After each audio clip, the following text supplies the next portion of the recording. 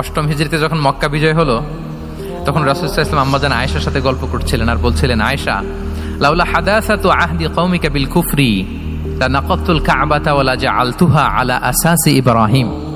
আয়েশা, তোমার এই মক্কাবাসী, তোমার এলাকার লোকজন যদি একটা কেওস সৃষ্টি না করতো, তাহলে কাবার যে আসল শেপ, আমি ওই আসল শেপে এটাকে ফেরত নিতাম, কিন্তু নিতে গেলে এখন একটা ঝামেলা বাঁধবে, এজন্য নিব না। ব্যাপারটা হচ্ছে, আমরা এখন যে কাবাটাকে দেখি এটা হচ্ছে স্কয়ার আকৃতির। স্কয়ার মানে কি? বর্গাকৃতি, তাই তো? বর্তমান কাবা কোন আকৃতির বলেন তো? একটা বড় কিউবের সাইজ না? দূর থেকে দেখলে মনে হয় একটা বড় কিউবের সাইজ, কিউবের আকৃতি মানে স্কয়ার, চতুর্ভুজ। কিন্তু সাইয়েদানা ইব্রাহিম আলাইহিস সালাম যে কাবা নির্মাণ করেছিলেন, এটা কিন্তু এরকম কিউব ছিল না, ওটা ছিল রেক্ট্যাঙ্গেল। রেক্ট্যাঙ্গেল ছিল, মানে আয়তাকৃতির ছিল, এরকম লম্বা। এই যে এই টেবিলটা যেরকম, টেবিলের যে শেপ এরকম ছিল, এরকম লম্বা কাবা ঘর ছিল আয়তাকৃতির। কিন্তু এখন এটা কমে স্কয়ার আকৃতির হয়ে গেছে। এর কারণটা কি? কাবা একবার ওখানে অগ্নিকাণ্ড ঘটার কারণে ধ্বংস হয়েছিল, ফলে কাবাকে আবার রিনোভেশন করা লেগেছিল, পুনর্নির্মাণ।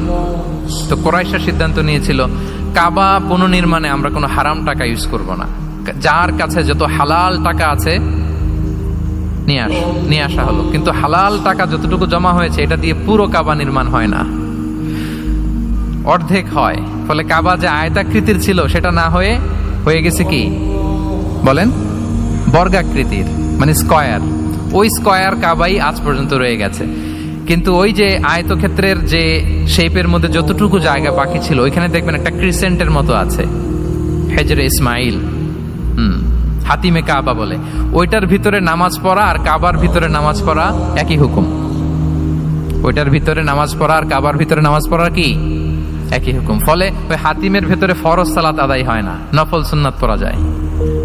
এমনকি কাবার ভেতরেও ফরজ সালাত আদায় করলে আদায় হবে না, কারণ নামাজের ফরজের মধ্যে একটা ফরজ হচ্ছে ইলা জিহাতিল কাবা, টু দ্য ডাইরেকশন অফ কেবলা। আপনার কেবলা মুখী হইতে হবে না। আপনি তো কাবার ভিতরে ঢুকে গেছেন, এখন কাবা কোন দিকে? কাবা তো নাই, বের হইতে হবে। বের হয়ে কাবা মুখী হলে সালাত হবে।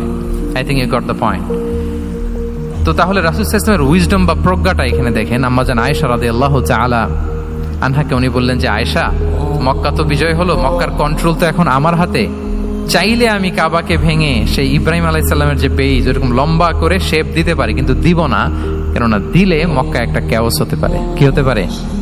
কারণ তারা একেবারে ভেরি রিসেন্ট মুসলমান হয়েছে, তারা না বুঝেই বলবে যে সেই আদি কাবা, মুহাম্মদ এই কাবার অপমান করেছে, কাবাকে ভুলুণ্ঠিত করেছে, সম্মানকে নষ্ট করেছে, এরকম একটা কোশ্চেন রাইজ করতে পারে। এই জন্য আমি করলাম না। সুবহানাল্লাহ।